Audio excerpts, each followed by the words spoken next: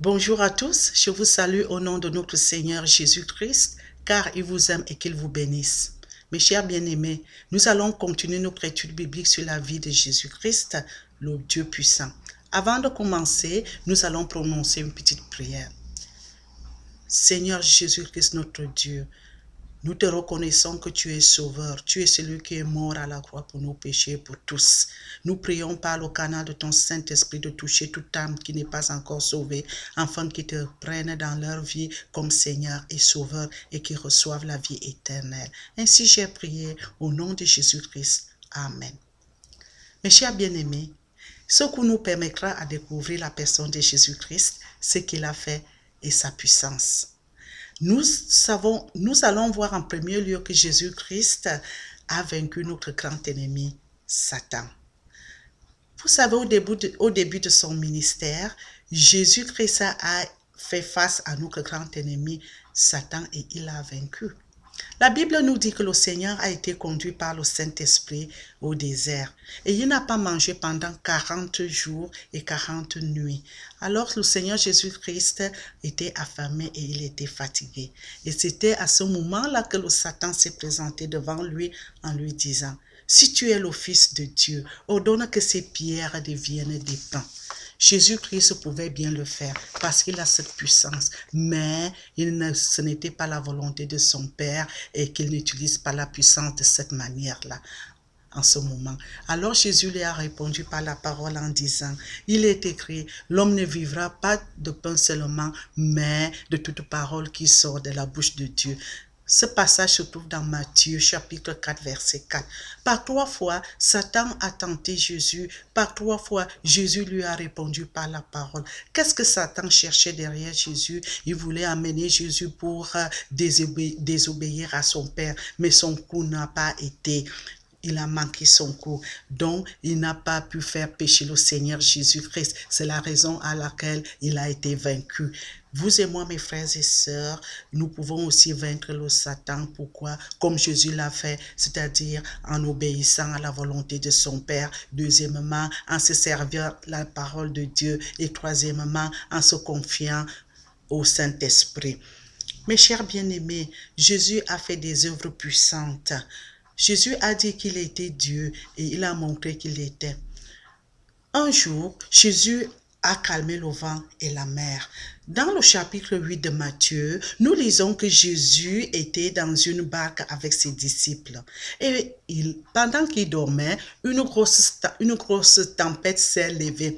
Les disciples avaient peur que le bateau se coule.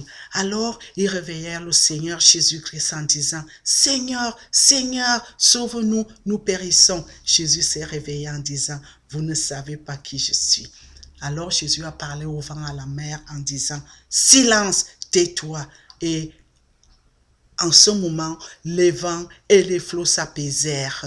Les disciples émerveillèrent, dirent, « Quel est celui à qui obéissent même les vents et la mer ?» Cela s'est écrit dans Matthieu chapitre 8 verset 27.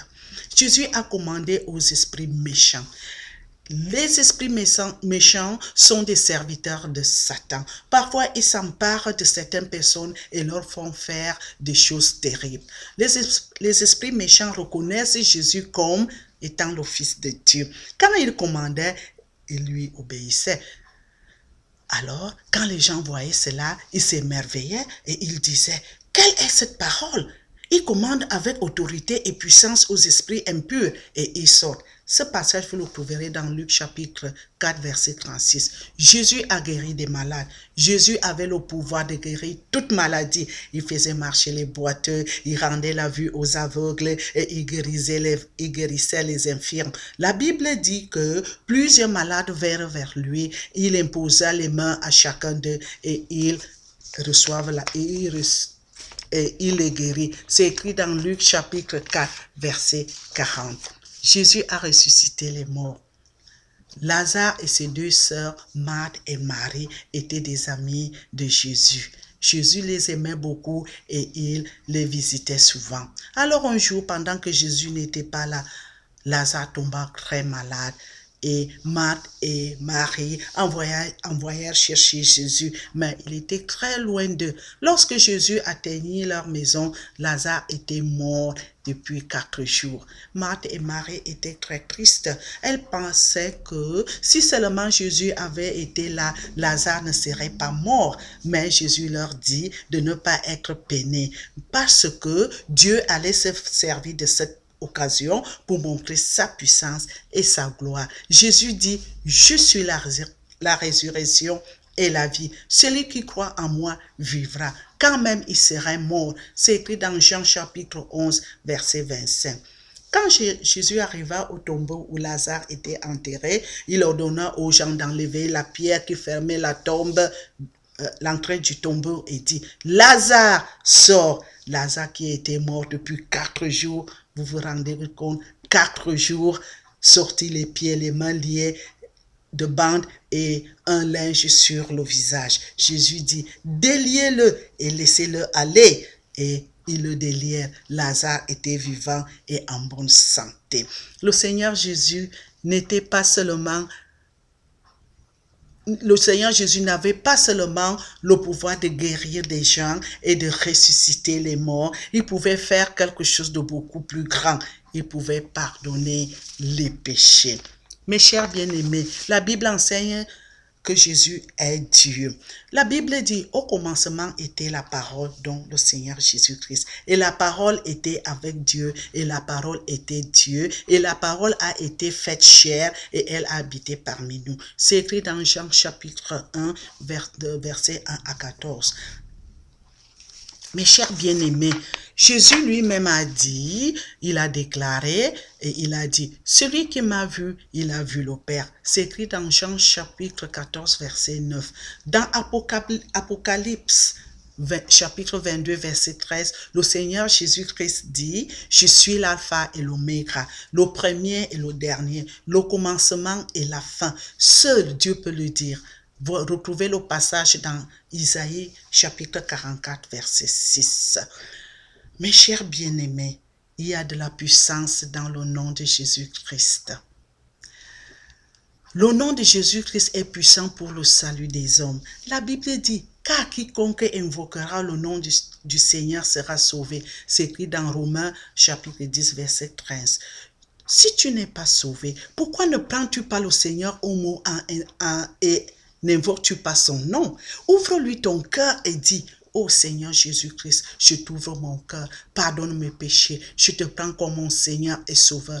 Prends-moi comme ton fils, ta fille. Merci Seigneur Jésus-Christ de m'avoir aimé et d'être mort pour mes péchés. Demande-lui d'entrer dans ta vie et d'être ton Seigneur. Il t'écoutera et il te sauvera. Il a dit, je ne mettrai pas dehors celui qui vient à moi. C'est écrit dans Jean chapitre 6, verset 37. Le nom de Jésus-Christ est puissant dans nos prières. Nous devrions toujours prier le Père au nom de Jésus-Christ. Son nom a une grande puissance. Mes chers bien-aimés, la Bible nous dit que un boiteux qui mendiait à la porte du temple, chaque jour, quelqu'un devait le transporter au temple. Quand l'apôtre Pierre le vit, il dit, je n'ai ni or ni argent, mais ce que j'ai, je te le donne. Au nom de Jésus-Christ de Nazareth, lève-toi et marche. L'homme se leva, marcha et entra avec eux dans le temple, louant Dieu. Alors les gens se demandèrent et disaient, comment cet homme a été guéri? Pierre leur dit, c'est par la foi en son nom que son nom a raffermi celui que vous voyez. C'est écrit dans Actes, chapitre 3, verset 16.